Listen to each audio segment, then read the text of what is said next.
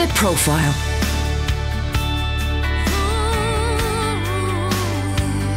You're listening to Premier Christian Radio. Hello and welcome to The Profile with me, Megan Cornwell. This is the show where we delve into a person's life, faith and ministry. Today on the show, I'm talking to Iona Rossely. Iona has represented Great Britain in speed skiing and holds the title of Ladies British Overseas Champion and New Zealand Ladies Champion. She successfully represented Ireland in the World Equestrian Games and the World Championships. She now lives in Australia with her husband, Jeff, where she's a lay minister in the Anglican Church.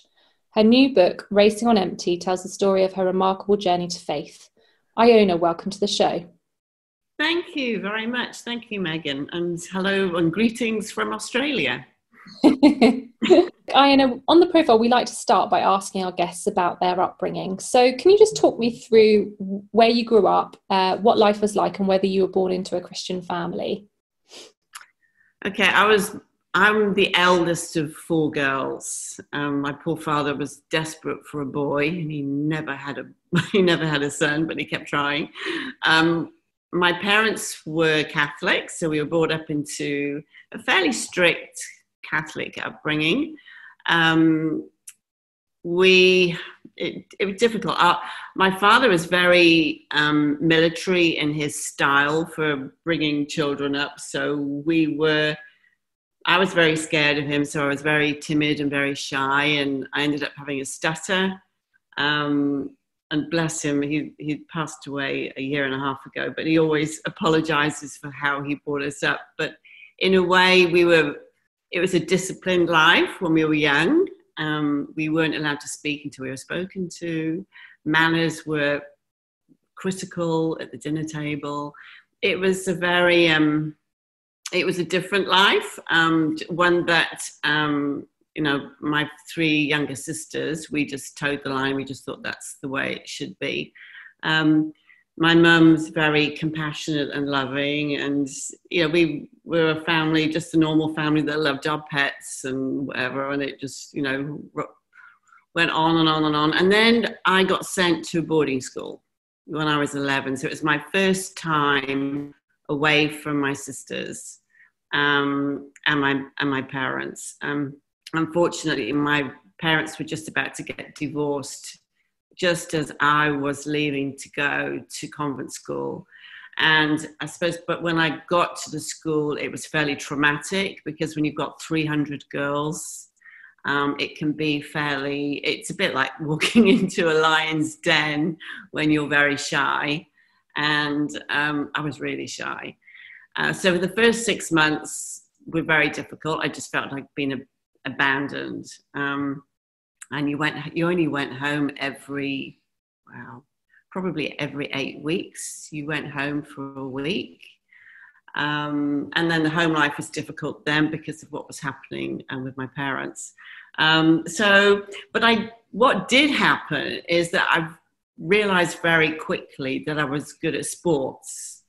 So I was 11 when I first got there. So I'd say coming up to 12, I realized that I could do most sports, from running to horse riding. The ski slope had just been built just near our home in Wales. And I sort of latched on to that as my identity. And that gave me the confidence that I needed. But unfortunately, I went from this very shy, timid person to a bit of a class bully, very arrogant. It totally went the wrong way. There was nothing in between, really. So my upbringing was strict at home before I got to the boarding school, and then I became obsessed with my sports. So I was on the junior Welsh netball team. I was running for the school. I was the hockey captain.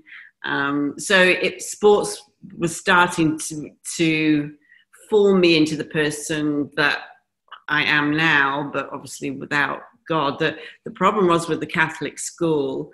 The nuns were great. We had an amazing education, even though they did try and get rid of me On several occasions.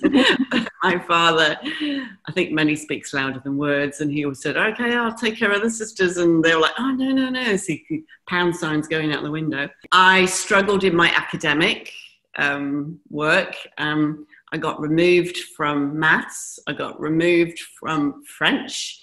I think I only had so many subjects left, and my father was getting a little bit upset about it. But yeah, they did try and expel me on a number of occasions. And it was just this rebellious, I think, going from a very shy person to a really rebellious girl who I just felt that the only way through life was to battle everything. And I loved my sports. I loved what I did. I struggled with the discipline within the convent school.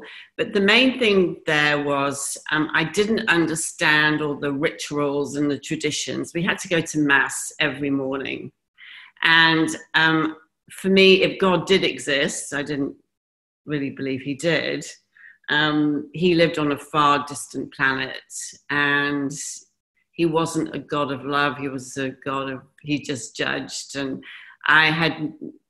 we weren't really taught that God was personal, that he really wanted to love us. He wanted to get to know us. That really wasn't there at all. So my favorite thing in church on Sunday, and I'm surprised they never really clocked onto this, the nuns, but I used to sit on the edge of the pew in the middle of the aisle, and I used to pretend to faint every time just to get out of church. So I used to roll into the aisle, but you could hear, oh, she's fainted again, pull her out. And that's how I got out. That's how I used to get out of church. But I'll tell you one thing, God has a sense of humor, because when I was 16, 17, I maybe shouldn't have been in bars and pubs, but I started fainting for real, for no reason. I'd be standing there, the next minute I'd be on the ground. And I did this for about a year to 2 years, and then it stopped. But I look back on it thinking, I think he was having a laugh. Okay, so faith was sort of in the background all the while, and you were, as you say, gaining more of a sense of identity through the sports that you were engaging in. At what point did you start to get interested in skiing? It was rather amazing, actually, because we lived in Wales. Actually, I was born just outside of London in Henley-on-Thames. And then we moved to Newport, and then we moved to Pontypool, which is South Wales. And they just built one of the first and one of the longest artificial ski slopes. And when my first year in boarding school, the only thing I could think of when I got home was to go and do some skiing. So I started skiing, and I just became obsessed with it. I think I'd been on a 1-week ski holiday when I was younger. So I arrived thinking at the ski slope, I've done this. I went straight to the top. I didn't know what I was doing. I went straight to the top. I actually don't know how I got down, but I was determined that I needed to do this properly, and I was loving it. So when every time we had holidays or half term, I would be on the ski slope, and I would literally, from when it opened in the morning until when it closed at night, I'd be there. And so how did you get from there to then becoming the ladies' British Overseas Champion? Yeah, it was a long journey. And if you'd asked me that I would have been doing what I was doing, I would have said, you're crazy, that will never happen. Believe it or not, Wales did have a ski team. So I ended up on the Welsh ski team. And I actually didn't do any snow skiing. All my skiing was around Great Britain on artificial slopes, which actually is harder to ski on than real snow. So when I finished my O-levels, the nuns told me they preferred if I didn't come back to do my A-levels. So that's fine by me. I wasn't planning on coming back. And I went into art college, and I did a 1 year of art and design and foundation course. And then I wanted to do a BA in fine art. And I was halfway through, I wasn't even halfway through, I was probably 6 months into the BA course, and I realized I really don't want to do this. I really want to be able to ski. And it just so happened a couple of my friends who used to ski with, a couple of guys, they suggested they were just going to jump on a plane and go to Switzerland, do their skiing exams. And if they passed, then they would have a job. And they said, well, why don't you come with us? And I thought, my parents would kill me. But yes, I'll do it. So I walked out of art college. My mum was distraught. My father couldn't even speak to me. And by that time, I'd dyed my hair pink. I was wearing leather jackets. I was, I went crazy when I left boarding school, and going into art college was interesting. So I just jumped on the plane. I went with a couple of friends that I'd known since I was 11. And I got there, and I remember standing on top of this slope with these examiners who were trying to gauge us how well we skied. And I thought, I've only spent 1 week on snow. What am I doing? This is absolutely crazy. And I think that was the first time I prayed to God. I think, if there is a God out there, you're going to have to help me here, because this is going to all end in disaster. But I found it really easy to ski on snow. I had no problem at all. I just absolutely loved it. And I loved the teaching. We had like a 2-3 week course. The only thing I wasn't very good at was skiing off-piste in deep powder. Obviously, you don't get deep powder on a dry ski slope. So it was a bit of a risk. It was a big risk. And 2-3 weeks later, I was a member of the Lausanne Swiss Ski School. And that's when I started teaching skiing. And I was only teaching the little ones, because obviously I had to go through all the ski instructors qualifications. But I loved it. I absolutely loved it. In my free time, I'd be skiing. But it was a fairly wild and woolly, being a ski instructor, there's a lot of drinking, a lot of partying. You're sort of put up on a pedestal because you're a ski instructor. So I was really living the life to the full. But I was very focused on my skiing. I could have 2 hours sleep, but I would still, in my free time, I would ski. And I just had this passion to be better and better. And I eventually, I was offered a job as a chief ski instructor in a resort called Les Arcs 2000, which has a kilometre lancé, which is the flying kilometre. And it's a speed skiing track. So by that time, I think I'd been a ski instructor for, 4 or 5 years. And I was working for a very good company. So I had, I don't know how many, ski instructors. I probably had about 12 ski instructors working for me. And it was a British ski instructor school, but within the French system. And Les Arcs was really interesting. I used to watch these speed skiers thinking they were absolutely nuts. And what on earth was the point of going straight down a hill at 200 kilometers an hour? And we saw some horrendous falls. And I'd be going, no, there's no way on this planet I would do that. And it's actually really interesting when you listen to a speed skier, it's like being on it's been like being at an airport, because the noise when they go past is almost like a plane, and it shudders. And I used to think, wow, it's amazing. Then one staff meeting, one of our bright sparks decided that it would be really good as ski instructors, since we're in Les Arcs 2000, to have a go at speed skiing. And I was like, I don't think that's a good idea. See, as ski instructors, we were allowed a quarter of the way up, and they would lend you you had to hire helmets, and skis are 2 meters long. And they're all very excited about this. And I was like, well, I have to do it because I'm chief ski instructor. I was like, I'm going to look like a real wimp. So I was like, okay, we'll do it. So we'd arranged at 10 o'clock on the Friday morning, Friday was our day off, that we go to the top and we meet at, well, it wasn't the top, halfway down, quarter of the way down. And I said, fine, we'll be there. So I got my helmet and skis, and I get to the top, and there's no one there except this French guy with a walkie-talkie. And I just had this sudden feeling that I'd been set up. There was no one around. I was like, you're absolutely kidding me. This can't be happening to me.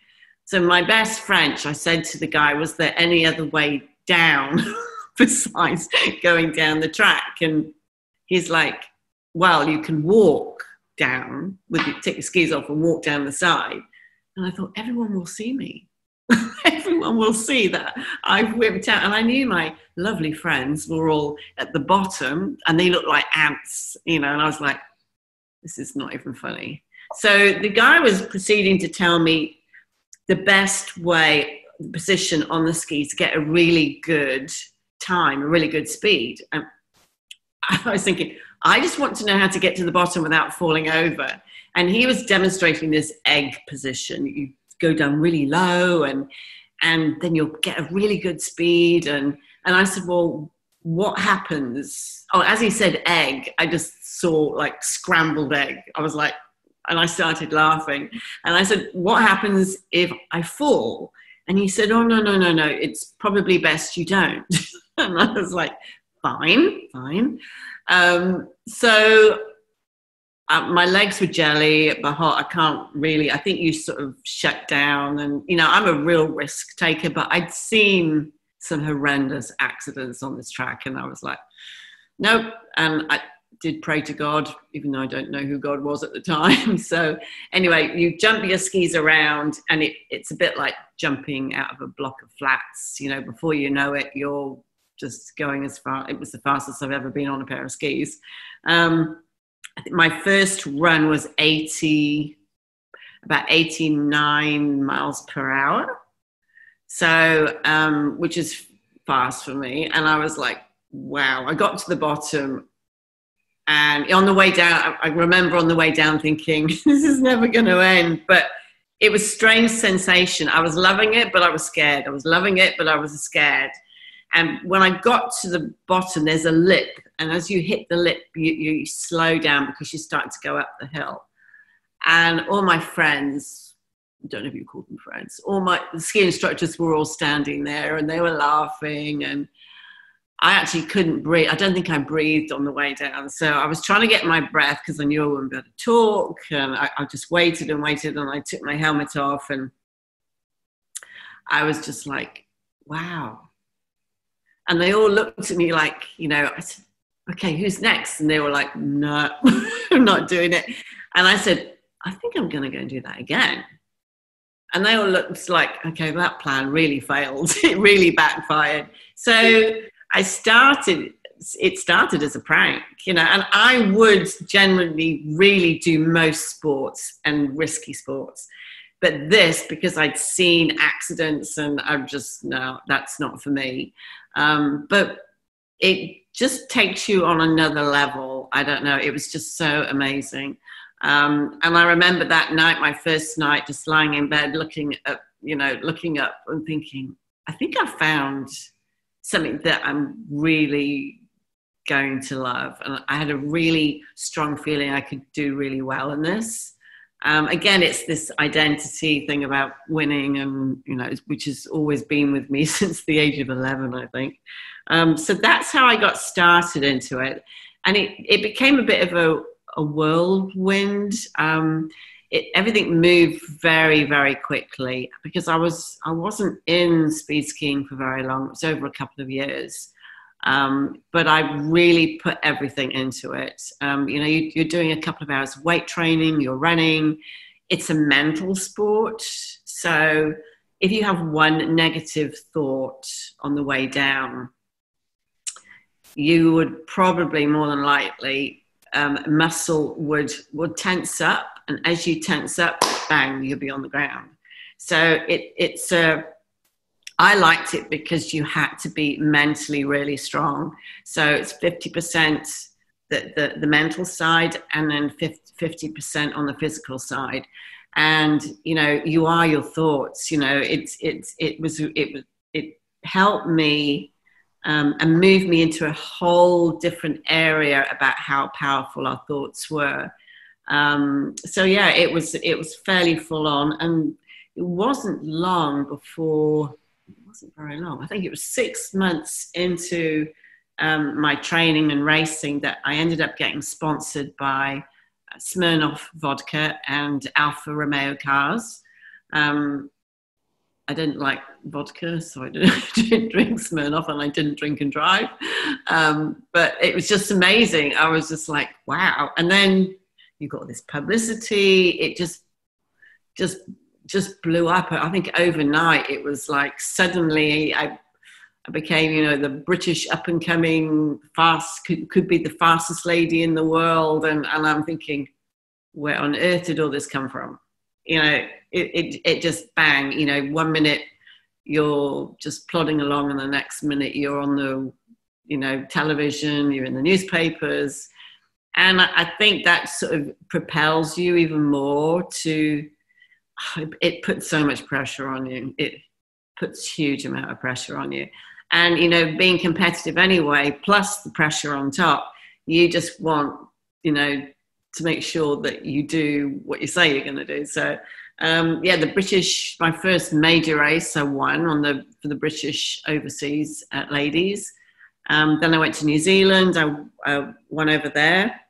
And I did lots of other little races. And then, yeah, I think it was the second year when we were trying to qualify for the World Championships is when I had my major accident. Yeah, tell us about that, because that was quite life-changing, wasn't it? It was, because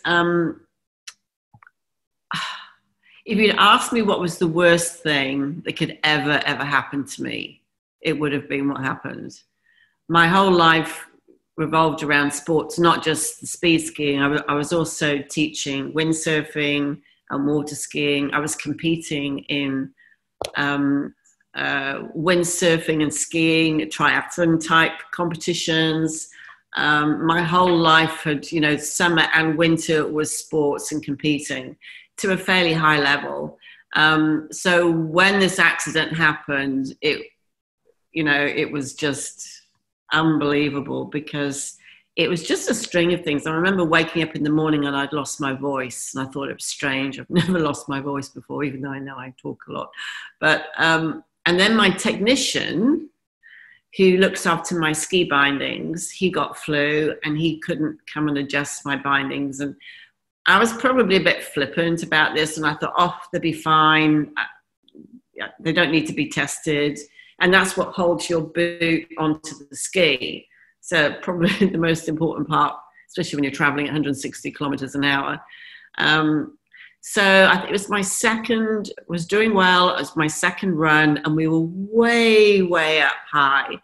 And it was difficult because I couldn't talk to anybody because I lost my voice. So I was trying to do sign language, and I felt a little bit uneasy about that. But I was like, no, you know, I just loved what I did, and the adrenaline just keeps you going. And I was so excited.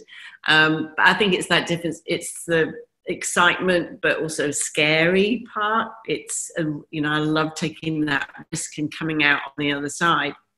So when I jump my skis around, you know, it is like jumping out of a block of flats, and you hydrofoil, so you're actually not even touching the snow. And all I remember is looking down and seeing one ski had just come off. So my right ski had gone. I'm traveling on one leg at I don't know what speed, over 100 kilometers, whatever, an hour. And I did the total wrong thing. Instead of just relaxing and falling, I actually put my right heel down, and I must have been traveling at 100 plus, I don't know what, 140, 150. And it shattered my whole leg from the heel all the way up my leg. Then I fell for a kilometer, and I went through the speed trap at about 160 kilometers an hour. I think I still hold the title for the fastest lady on my bottom, which is not a title I really want to hold. But on the way down, I just immediately, when it was happening, it's almost like being in a tumble dryer or a washing machine, but in slow motion. And it's very weird because if you were watching it on camera, bang, it's finished in a couple of seconds because everything happened so fast. But not for me. Everything went really, really slow. And I just thought, this is it. I'm dead, finished. Because I knew where I fell, which is way up, that a couple of guys who'd fallen before had not made it. And as I was falling, first of all, I thought about my dog who was going to look after Toby. And the other strange thing, strange at the time, was I just felt the hand of God over me falling down. And I just had a sense of peace at the same time. I have no idea where that came from, and I didn't understand it. But I just thought, okay, I'm finished, gone. When I did stop sliding, I remember vaguely just sitting up, looking at my leg, and then seeing there wasn't a lot left of it, and then just collapsing and probably into like a half a coma. I don't know. I was out cold for a long time. The next thing I remember was after the operation, which was 8 hours, where they put 28 screws and a metal plate into my right leg. So that was something, obviously, that was not on my schedule to have an accident like that. Well, that's the end of part 1 of my interview with Iona Rossely. Join us after the ads to hear more about her remarkable journey to faith. Do you want to stay informed on the best of what's happening in the UK church today? Premier Christianity magazine is for you. The UK's leading Christian magazine is published every month and features interviews with Christian leaders, in-depth reporting, reviews, columnists, and loads more. And best of all, you can try it for free. Head to our website now to request the latest edition, worth £5.95, completely free of charge. Visit premierchristianity.com/free sample. The Profile.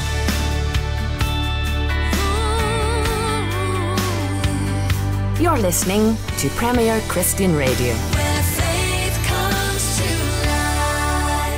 Hello and welcome back to The Profile here on Premier Christian Radio with me, Megan Cornwell. In part 2, we hear more from Iona Rossely about some of her greatest life challenges, as well as the steps that led her to Jesus. Let's rejoin my interview with Iona, talking about the life-changing ski injury that shattered one of her legs. Listen in. And the doctors were amazing, absolutely amazing. And they just said, you're lucky to be alive. And I was actually overcome by the amount of people that came to see me.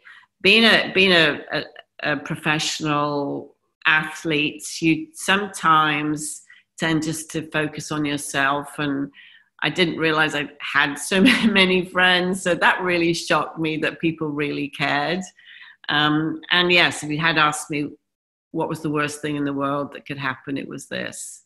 And the doctors sort of gave me the icing on the cake when they told me that I would probably never be able to do any sports again. And that I would always limp, and that I would be due a major knee operation in a couple of years. So that was a real shock. But the strange thing was I was very, very calm and had this overwhelming sense of peace, and I had no idea where it came from. To this day, I still put that down to my mum, who is just an amazing woman of God. And she was, even when I was falling, I still think it was from her prayers.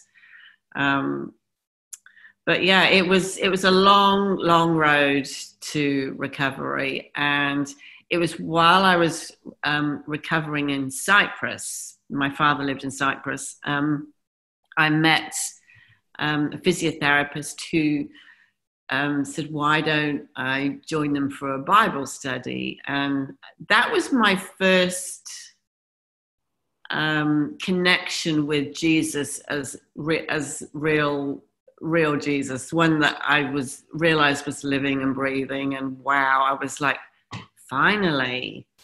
Because all this time, I would say that when I was skiing, I knew deep down there's got to be more. I remember when I was 7, I used to wake up. It started when I was 7. I used to say, well, why do we live? Why do we wake up, work, and then die? I mean, I was very analytical that there had to be more than life. There's got to be more. So I'd say I've always been a seeker. So all the way through my skiing and windsurfing and everything else I did, the sports, I tried everything. Buddhism, Reiki, tarot cards, you name it, I've tried it, because I knew that there had to be something else to make everything make sense. It was like I was missing like the center bit of a jigsaw puzzle. And when this happened, and I met this Christian lady with a physiotherapy and I started going to the Bible studies, I really felt that, wow, this is it. This is the Jesus that I've waited for so long. And it was so special. But, do you know, it is so sad because it was like I met him and then I got a bit worried. I used to get so worried that I was going to be turned into a Christian clone and that it would just be, you know, do's and don'ts, and that God would come in and strip me of my personality. He would take away everything that was important to me. And I was, all this time while I was recovering, I was riding, and I probably shouldn't have been because I ended up having some more operations on my leg. I was trying to get back to fitness, even though the doctor said I couldn't be able to do a sport again. I totally refused to believe that because I didn't know anything else. Iona, for me, was, you know, an athlete, and that's what I was going to do. So I managed to get fairly fit, and I actually walked away from Jesus and all the connections I had in Cyprus, which was really sad. Jumped on a plane, went back to England and bought myself a racehorse, as you do. And then I tried to become a jockey. Well, that didn't work because I couldn't actually ride short enough because my knee kept locking. And then what happened then? And then I ended up going to the Middle East. Well, I worked in television. I made a video. Still was doing a lot of, had lots of media coverage, and the media still is sort of really trying to, well, what sport are you going to do? What, you know, and that was sort of fueled me thinking, I've got to do something. So when I ended up in the Middle East, I got back into horse riding, and I've ridden since I was, 3-4 years old, and riding has always been a hobby. So when I was skiing, the horse riding would be what I do when I have a day off. But I love my horses, and I was very competitive when I was little. So this was really when I got to the Middle East, I got a show jumper. I started show jumping. And then obviously it's a roller coaster ride to the Irish team. So I was working on Formula One with Damon Hill and Ayrton Senna. I was show jumping. I had an Irish trainer who was helping me. I got sponsored when I was show jumping as well, which was amazing. Were you experiencing problems with your injuries at this point, and just pushing through that? Or were you finding that your leg had healed and you weren't having too many problems? I was still having problems with my legs, but I actually just, I think my attitude was that, you just have to live with the pain. And the sports meant more than the pain. I could cope with that. So, but the one thing I did forget to say was that one of the reasons for being so adamant of trying to find out what the world was all about and why we were here is that, what I found amazing was that when you win a race, you can wake up the next morning and you feel even more emptier than you did the day before. Because I was expecting to feel very, very different. And I didn't. And I realized that, you're on this roller coaster. You've put years trying to get to that one competition. And then, you win it. Then the next morning, well, why don't I feel different? Why doesn't it fill that void that I have inside? So the void seemed to be getting bigger and bigger the more successful I became. And I didn't understand that, but I think it's because you move further and further away from who you are. It's difficult because you become so obsessed. And I was really obsessed with my sport. So when I started getting involved in endurance racing, it wasn't easy on my leg. I had to work really hard I did lots of Pilates and stretching and weight training, and plus anti-inflammatories, which is probably not good for your kidneys or your liver. But I was determined to to win again, and I love competing. So the road into endurance was strange because I started playing polo, and someone had a polo pony that was doing endurance racing, and they kept bucking everybody off. And they said, well, Iona, you do polo, so why don't you ride this little horse in a ladies' endurance race? And I was like, well, that's boring. But it was a 45-kilometer race, and they galloped practically the whole way round. And I thought, that sounds interesting. And that's how I got involved. I think I came in 7th on this little horse, which was rather amazing. And she nearly did try and get me off, but I didn't come off. And I was on the British team for a little bit. Well, not the British team, the British squad over in Dubai. And then my mum is part Irish, and not part Irish, I'm part Irish, she's Irish, and I was offered a place on the Irish equestrian team for endurance, and that sort of set me up for myself and Jeff, my husband. Then we were just full on with the horses. I think we ended up with, at one point we had 27 horses. So it was fairly full on. Iona, tell me about some of the other challenges that you faced in life. So at one point you were diagnosed with cancer. That's right. Yes. Yeah. Yeah. That was, I got married when I was in Bahrain to a lovely guy, but it was the wrong thing to do. We probably shouldn't have got married. So within 3 years, it all come to a grinding halt, and we both had now moved into Dubai together, but then we divorced. And it was just after the divorce that I was diagnosed with stage 4 cancer. And it was a bit of a whirlwind. It just happened so quickly. My father, bless him, he paid for everything. So I got flown back to London and had the Royal Free Hospital in London, who were just absolutely amazing people. And I was in there for 6 weeks and came out the other end fine, which was an absolute amazing.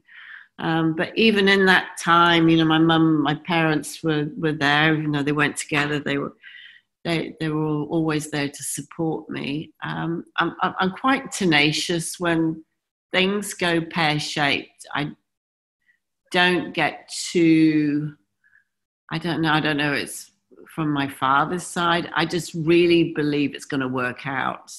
And I just refused to believe I was going to die. I don't even think for one moment I thought about it. The sad thing was when I met Jeff, my husband now, we've been married 20 years. There was a point where I thought, oh, I would love to have kids, but obviously after the cancer and having a lot of my innards, if that's the right word, removed, then that wasn't going to happen. So that was just one of many challenges that I've had, especially about hospitals and illnesses. My husband always says that we should always get a house near a doctor's surgery or a hospital, just in case, because I spend a lot of my time in there. I thought it was funny in the pictures in your book Racing on Empty, several of them, you know, have you with a cast on or a sling around your arm. I think what it is, when I pray to God now, I always say to him, we need to do this, I need to do that, and I said, can we do this without a visit to the hospital? Because I always say, I know I'm going the wrong way, you need to help me, I need to stop, I don't know how to do it. And I said, but no hospital visits, please. So it doesn't always work, but anyway. So Iona, after you recovered from your cancer, you did start to get a bit more serious about your faith, didn't you? Tell me about that time in your life.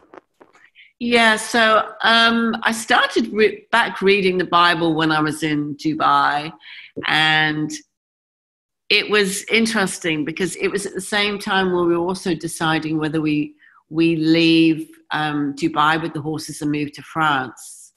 And that was an absolute godsend, because when we moved, we had 19 horses, based ourselves in France. And I was introduced by the local mayor to a Christian couple who were brethren. I mean, they were lovely. They knew the Bible inside out. They're just so amazing people. And they lived and breathed Jesus. And I was like blown away. I mean, they also had horses. So we had the bridge of horses and, animals and dogs and cats and everything else. And they sort of took me under their wing. And Jeff was still working in the Middle East. So I was competing full on. Every weekend I'd be racing on the Irish team somewhere around the world, whether it's Portugal, Germany, Italy, Ireland, or wherever. So it was fairly full on. But in the weekdays, in the evenings, I spent a lot of time with Terry and Sylvie. And it was so fascinating. They let me books. They let me cassettes. That's when they used to have cassettes in those days.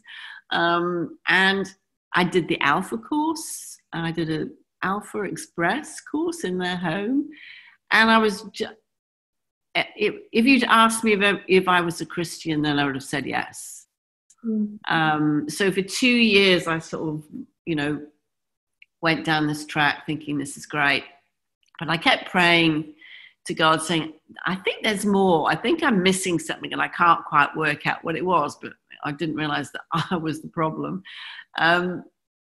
Because I had done the World Equestrian Games, the World Championships, the European Championships. I've been probably in the top 3 Irish riders for endurance over a 5-year, 6-year period. And I hadn't realized that I was so obsessed still with my sports. And I was studying the Bible. I was praying. If you'd asked me about Jesus, I said, he's the most important thing in my life. But God had to step in and show me that I was wrong there, that he was only second, maybe even third. And it all happened when I was trying to qualify for the World Equestrian Games in America. And I had to qualify in a race in Portugal, which was very easy. I had to do 160 kilometers on one of my best horses. And I didn't think anything of it. I thought, well, that's easy. I've always been chosen as one of the 6 to represent Ireland in all the big competitions. And the day before the race, my horse ended up having an epileptic fits. and became very, very ill. And I blame God for this, which meant obviously I couldn't race, which means I didn't qualify. It means I couldn't go to the World Equestrian Games. But anyone who's competitive will probably understand this, because I'd spent a year to 2 years just focusing on getting this horse ready for this race. This was a disaster. This was more than a disaster. I just absolutely, totally lost the plot. And I really felt God had just walked away from me. I felt he'd just abandoned and left me. And I couldn't understand, because he knew how important this was for me. And I remember coming home after we had to wait a while because Bizu was so sick, but thankfully, and she's still alive, which is amazing. We got home and Terry and Sylvia were on my doorstep, and they said, come on, let's talk, let's pray. I said, I don't want to pray and I don't want to talk. Anyway, we had dinner, we had some wine, we talked, and I couldn't pray. I couldn't speak to God. I didn't want to. I felt like it's weird. It felt like someone had died in the family. And I remember the next morning, I just felt so depressed. I felt like I'd been ripped open and my insides were torn apart. And I remember walking down into the kitchen and I saw my Bible and I saw my little do list, which I have every time every day. I don't do anything without my do list. And then I had this amazing experience. It was like God walked into the kitchen. And there was this overwhelming sense of love that surrounded me. And I realized Jesus had never left me. I had left him. I just couldn't let go of my identity with my sports. And even though I'd spent 2-3 years of getting to know Jesus, I had never let go of my life. And I hadn't realized until this had happened. And I dropped to my knees and I cried, and there were tears of joy, because when I had this realization that I could let go, I had this amazing sense of freedom. And I did. I said, I don't want to live this life the way I've been living it. I don't want to live this life without you being in control. I don't want to control my life, and I want to let go. And as I said that, I felt the weight and the pressure and the burden of carrying so much around on my shoulders was suddenly, poof, it's gone. And I felt the chains around my wrists and my ankle. It was just like I was turned inside out and upside down in a split second. And it was just the most amazing sense of love and freedom and peace.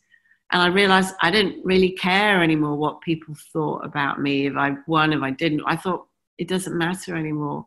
The only thing that mattered was to stay focused on Jesus.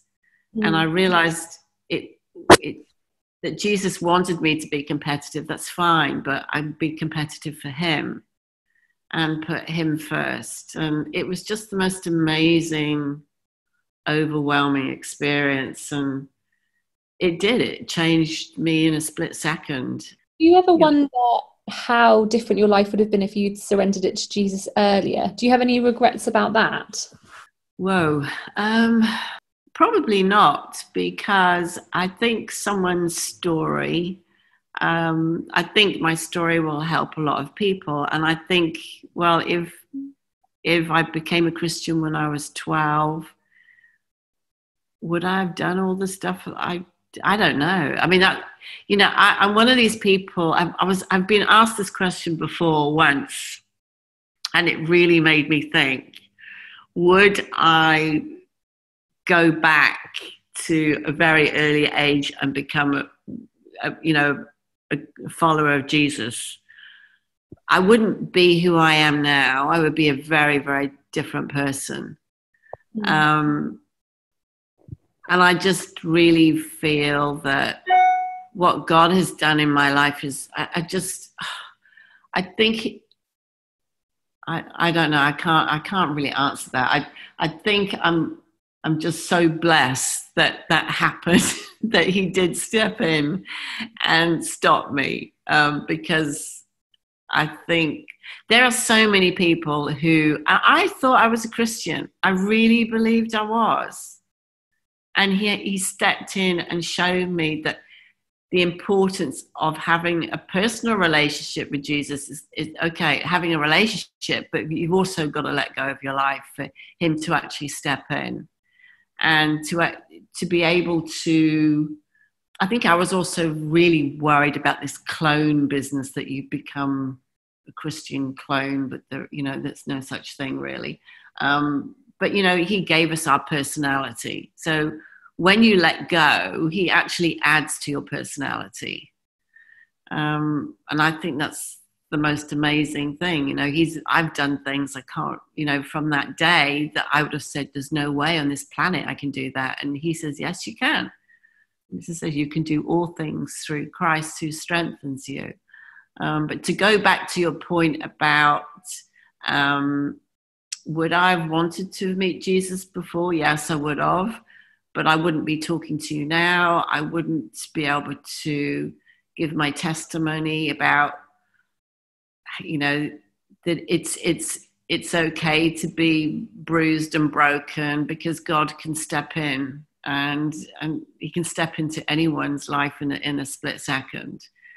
And we're all on different journeys, and God, we're all unique, totally unique, and we live in a world of comparison, which is so dangerous, because I just know that if we keep our eyes focused on him, then our journey and our personality and everything he's created us to be, he makes that path very straight, even though you'll still have ups and downs, and those ups and downs just make you stronger. You went from sort of holding God at arm's length to a certain extent, then to having this amazing revelation of his love, and then you became a lay minister in the Anglican Church.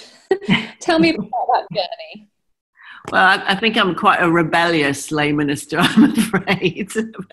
That was rather amazing, because I actually, after a couple of days after I met Jesus in the kitchen, I decided I wanted to do wanted to go to Bible college. And I did a 3-year biblical certificate with the Master's College in South California. And my poor husband couldn't work that one out at all. But so when I came to Australia and they found out that I had this diploma in biblical studies, they said, well, why don't you become a lay minister? I said, no. That's not good. And it was amazing. It just opened up into something very, very unique. We have a very quirky community where we live, and then we had a little church that no one used to go to. So my husband and I sort of adopted that, and originally there were 3 people over 90 going there, and then we turned it around to about 45 people, all different denominations, and it's just amazing what God's doing at the moment here. And I love it. I don't like dragging people into a building. I just really feel that church should be out in the marketplace. And that's my love, is going out to, just being outside and just allowing people the freedom to meet Jesus, but not necessarily always in the building. You talk in the book about experiencing a certain degree of spiritual warfare. Can you tell me a bit about how you've come across those sorts of spiritual manifestations? Yeah, I learned a big lesson when I started giving my testimony, which was been about 5 years ago, actually. I started going to a school on the Gold Coast and giving my testimony week after week. So the first week, which was bizarre, I was there for 3 or 4 hours. I came back to the farm, and one of my dogs suddenly became very, very ill, so ill that he had to be put down the following day. And I didn't put two and two together at all until the following week. I went back to the school to give my testimony, and I came back, and one of our horses was very, very ill and on 3 legs, and the vet had been called. And I thought, well, that's really strange. Every time I come back from giving my testimony, it's like one of our animals has been attacked. And I discussed a little bit with Kate, who's a very good friend of mine, and she said, oh, you've got to protect yourself. And she talked about all this stuff, and I was like, oh, that sounds like something out of a science fiction movie. Then the following Wednesday, with the third Wednesday, I went and I came back, and this really flipped me out big time. My other Italian greyhound, I only had 2. I already lost one 2 weeks earlier, was having a fit and foaming, and it looked like she was going to die. So I just drove her as fast as I could. I don't know how I didn't have an accident, to the vets. They were like bemused. They said, what on earth is going on? I said, I have no idea. And then they said, look, she won't survive. And I'm like, no. And I was screaming at God, saying, I'm giving my testimony. I'm trying to help. And what's going on? I don't understand. And it actually, the poor little girl, she was in intensive care for about 3 or 4 days. And they said, look, they couldn't find out what was wrong with her, whether it was a snake or they didn't think it was, and it was meningitis. Then it was... Anyway, so we had to pay an awful lot of money to keep her alive, and then had everybody praying for her. And she came out the other end, which was an absolute miracle. But it was then I realized that this was serious spiritual warfare. And I've learned every time I go and give my testimony how to protect myself. And, we say, as Christians, we're not in a playground, we're in a battleground. And I know now that, we live in a 3-dimensional world, but it's not, it's 4-dimensional, and that the devil and his side bods are very, very real. And I've experienced, sometimes I go and I forget, and then I arrive to a conference and I can't speak, I've lost my voice. So I think I've become, every morning before I get out of bed, I put on the armor of God. I pray a protection prayer over myself and the farm and the animals, and because I've seen amazing things, and he's very real, very real. Iona, do you have any advice for other young Christians who are wanting the sort of adventures and the exciting kind of life that you've had, but are also wanting to follow Jesus? I would say, he likes risk takers. He wants young people and older people to be bold and courageous. I would say that the main thing is to keep your eyes focused on him and pray into every single detail. Because if you do, then he actually he keeps that road, your road, straight. And I had this dream, a God dream once, which I think will help a lot of people, especially in the world of comparison and being competitive, is that I was in this dream, I was running a race and everyone was overtaking me, and I was getting so upset that I was watching everybody else. My legs were getting heavier, and I could see the finish line, and I realized I was coming in last, and I crossed the line. And this dream was so real to me. I crossed the line, and this little guy comes running up to me, and he's jumping up and down, and he said, you've won. And he put this medal around my neck, and I said, listen, mate, you're watching the wrong race. I've just come in last. He said, no, you didn't. And then I woke up.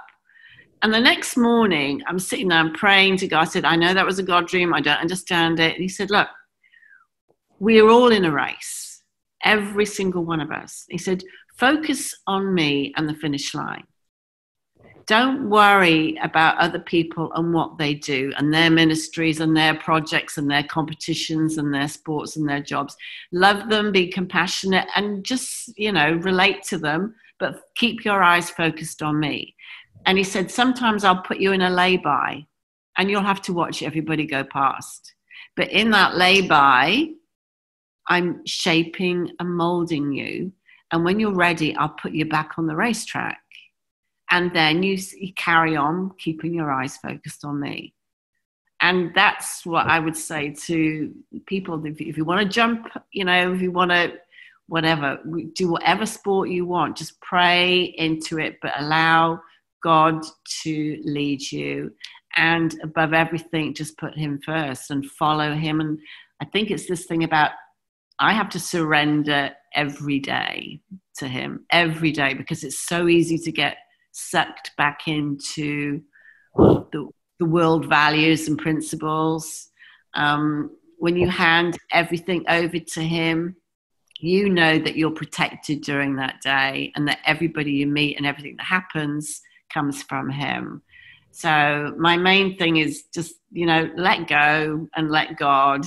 And, he puts the passion for you to do your sports or your job in your heart. And, don't restrict God. Don't put God into a box, because he doesn't have a box. And I don't think he wants us to have boxes. I think we need to learn to use more than the 10% of our brain that we have. And I think you can do that if you focus on him. He can give you the ideas. He can give you the right way to go every day. And that to me is amazing. So it's learning. My main thing is really learning to listen to what God is saying to you. And we're not great at listening. So it's spending that time just in silence a little bit every day and saying, God, what do you want to tell me? And in terms of the ways that God's blessed you in your life, so, you seem to be a woman with lots of blessings in terms of financial provision and skills and opportunities. You travel the world, you've met interesting people. In what ways has God been speaking to you about passing on some of those blessings?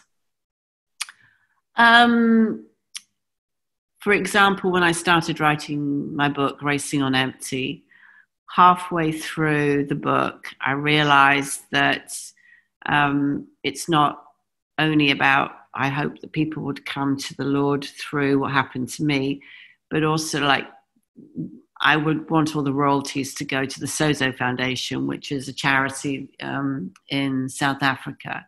So in everything we do, both myself and Jeff, for example, we live on the most amazing property. We have 2 farms side by side. We have a cattle farm and the horses. We treat this as God's kingdom. So we open up our doors to everybody. It's just so amazing who comes through to us, that we say that every single person that comes onto this land will encounter Jesus. We walk around it, we pray about it. So yes, we have been blessed financially. We give our money. We're very strict on giving to churches, churches where we can see that the money is actively going to help people. We know that what we have doesn't belong to us. And I think we are very aware that, it's materialistic things. You just have to be very, very careful. We are blessed, but it's sharing your blessings with people and giving when God tells you. Well, it's not when God tells you. We pray into everything. And I think that's really important. It's very easy. Money doesn't always help people. It's not about always giving money to people, listening to people or just sharing dinner together. I think it's having that connection with the Holy Spirit and allowing him to show you how you should share and give. And I think that's really important. Mm. You strike me as the kind of woman who'll be windsurfing when she's 90 and a new hobby or learning a new language at 100? The next 5 years, Iona? Oh, good question. I think we've all been put on hold at the moment, so I'm not really sure what the next 5 years is going to, but I see every day as an adventure. So I always feel like I'm a very A-driven personality. I need to be out there doing stuff, but I have to admit that the one thing that I'm absolutely loving at the moment is spending time, I suppose you'd call it mindfulness, Christian meditation, just sitting at God's feet and just listening. And that's just been amazing. I think for me, this has been, wow. I'm riding in the morning, so I ride a couple of horses in the morning. We have 10 horses here, so we've just started breeding again, which is nice. And I'm big into my exercise. If I don't exercise, I do circuit training and weight training. If I don't exercise, I think I'd go a bit crazy. And then I'm looking at book number 2, so that's interesting. But that's all to do with mindfulness, which comes out of my speed skiing and how important thoughts are in our world. So I think I'll always be very active in horse riding and weight training and stuff like that. But at the moment, my passion is just learning to listen to the Holy Spirit, to listen to God, to spend half an hour to an hour on top of everything else, just to be sitting at Jesus's feet and we're very good at asking and for stuff, and reading scripture is like really important. Yes, and do that every day. But I'm absolutely loving the time of just being still with Jesus, and especially with what's happening in the world today. He wants us all to just refocus. So, and I ask the question, why? He doesn't always tell you, but he is shaking the world upside down at the moment. But I think there are a lot of people coming to Jesus at the moment because of this, which is so amazing. But yeah, what's going to happen in the next 5 years? I don't know. I'm quite excited. I actually feel I'm in one of those lay-bys at the moment, but I'm enjoying the time in the lay-by because I'm just sitting in silence and listening. And yeah, I think that's it's special times for me at the moment. Well, Iona, it's been really great speaking to you today. Thank you for joining me on the show to share your fascinating story. Thank you, Megan. Thank you. I'm afraid that's all we've got time for today, but join us next week, same time, same place. See you then.